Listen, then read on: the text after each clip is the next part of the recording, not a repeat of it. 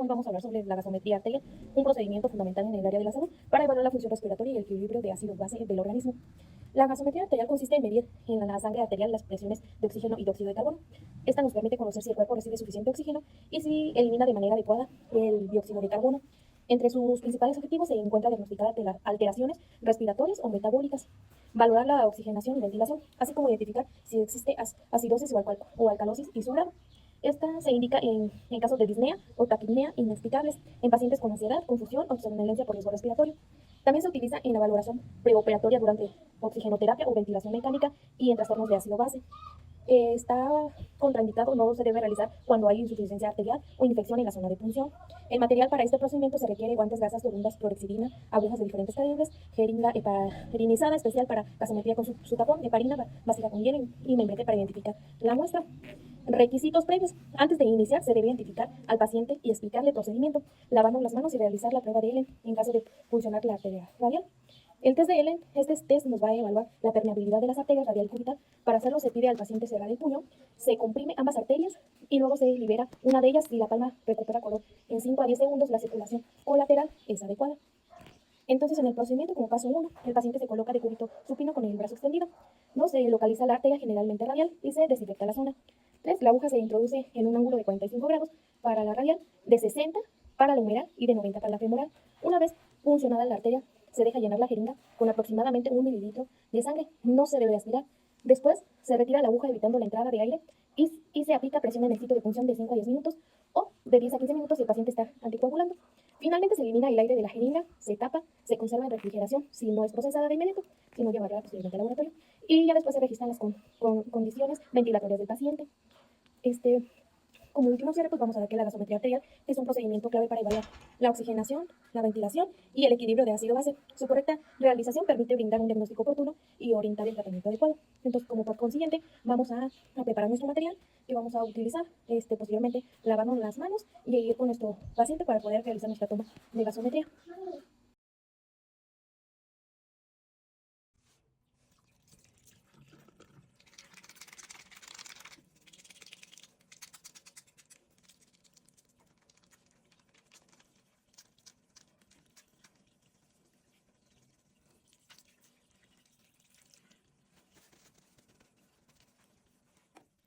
Circulación colateral de la mano.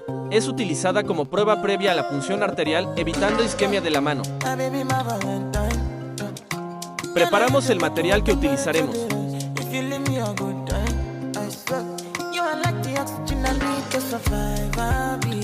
Palpamos la arteria que se funcionará, en este caso, la arteria radial. Realizamos asepsia del centro a la periferia.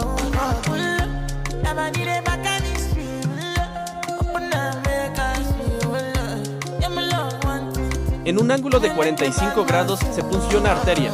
En ángulo de 90 grados a personas obesas o que por su condición clínica presentan edema en miembros y en este caso un poco menor a los 45 grados ya que es una paciente delgada y así evitamos extravasación de la arteria.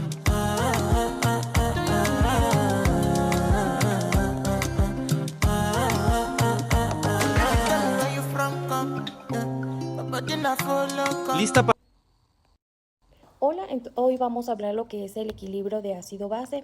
Tenemos que saber como principal qué es un ácido y qué es una base. Entonces, ¿qué es un ácido? Es una sustancia capaz de ceder iones de hidrógeno. ¿Qué es una base? Es una sustancia capaz de capturar iones de hidrógeno. ¿Quiénes regulan entonces el equilibrio de ácido-base? Los pulmones porque producen ácido CO2 y los riñones porque producen bicarbonato. Entonces, después de saber esto, empecemos. El sistema cardiorrespiratorio tiene como función principal llevar oxígeno a cada célula y eliminar los desechos como el dióxido de carbono.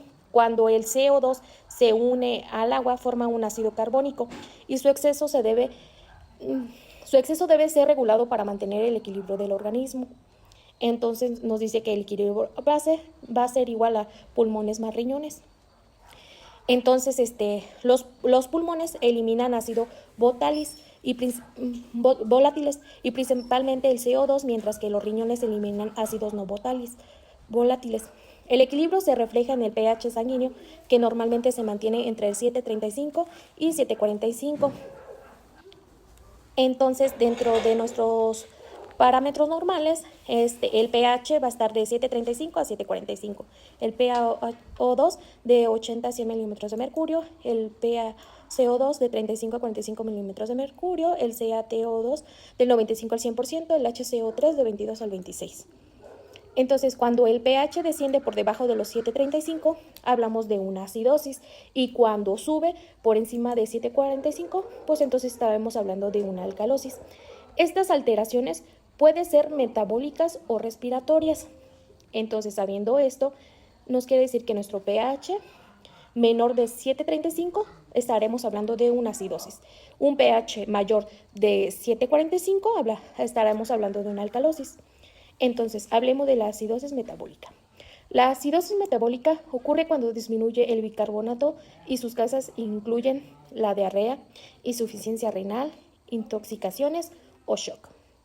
El paciente puede presentar respiraciones rápidas, aliento afrutado, hipotensión y confusión. Entonces, quiere decir esto que nuestro pH va a estar menor de 7.35, un HCO3 menor de 22, y dentro de sus síntomas va a estar la respiración rápida, confusión. Dentro del tratamiento, pues es tratamiento a corregir la causa más bicarbonato IV. Entonces, en la alcalosis metabólica se produce cuando hay un aumento de bicarbonato. Suele deberse a vómitos prolongados, diuréticos o exceso de antiácidos. El paciente puede presentar respiraciones lentas, rigidez muscular, irritabilidad y confusión.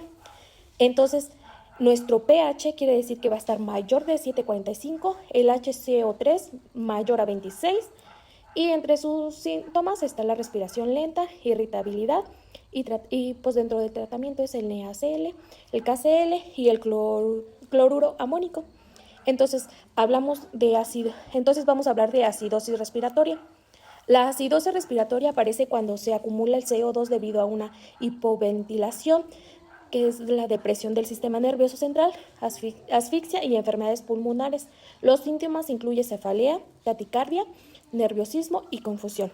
Esto quiere decir que entonces nuestro pH va a ser menor de 7.35, un PaCO2 mayor de 45, y dentro de sus síntomas pues es la cefalea y la confusión. Dentro de su tratamiento es tratar a causa y ventilación mecánica. Entonces, hablemos de una alcalosis respiratoria. La alcalosis respiratoria se origina por hiperventilación, ya sea por ansiedad, fiebre, dolor, medicamentos o insuficiencia hepática. El paciente presenta respiración rápida, hormigueo entre extremidades y ansiedad. Entonces, quiere decir que nuestro pH va a ser mayor de 7.45, el PaCO2 menor de 35, y entre sus síntomas se va a encontrar la respiración rápida, ansiedad, y entre el tratamiento es controlar la causa, sedante, respirar en bolsa de papel. Entonces, pues por último les voy a dar un pequeño ejemplo en una pizarra para poderles explicar más a fondo y puedan entender lo que es el equilibrio de ácido-base. Las alteraciones del equilibrio ácido-base hay que poner atención a tres parámetros. Uno, el pH, que si está disminuido nos está hablando de una acidosis, y si está aumentado de una alcalosis. Segundo, la PCO2, que es nuestro componente ácido y respiratorio. Y tercero, el bicarbonato, que es nuestro componente base y metabólico. Entonces hay 4 tipos de alteraciones que podemos tener: acidosis respiratoria y metabólica, y alcalosis respiratoria y metabólica. Vamos a empezar con las metabólicas primero, acidosis y alcalosis. El pH en una acidosis está disminuido y en una alcalosis está aumentado. Como estas son metabólicas, su alteración primaria va a ser el bicarbonato, como ya les mencioné anteriormente. Y como el bicarbonato es nuestra base, para que me dé una acidosis metabólica tendría que estar disminuido. Y para que me diera una alcalosis metabólica tendría que estar aumentado. Ahora vamos con las respiratorias. En la acidosis va a estar disminuido el pH y en la alcalosis aumentado. Ya tenemos sus pHs. Estas son alteraciones respiratorias, por lo que su alteración primaria va a ser por el PCO2. Y como yo les comenté, el PCO2 es nuestro componente ácido, por lo que para que me dé una acidosis tendría que estar aumentado, y para que me dé una alcalosis tendría que disminuir, porque es el componente ácido. Si se fijan, ya tenemos prácticamente nuestra tabla completa, solamente faltan las compensaciones. Las compensaciones son qué va a hacer mi cuerpo para tratar de compensar este desequilibrio de ácido base que tengo. Si tengo una alteración por bicarbonato, pues lo va a tratar de compensar con el PCO2, y si tengo una alteración en el PCO2, lo va a tratar de compensar con el bicarbonato. Compensar una acidosis metabólica. Como yo les dije, el PCO2 es nuestro componente ácido, entonces si ya tengo una acidosis, esto va a disminuir para tratar de compensar.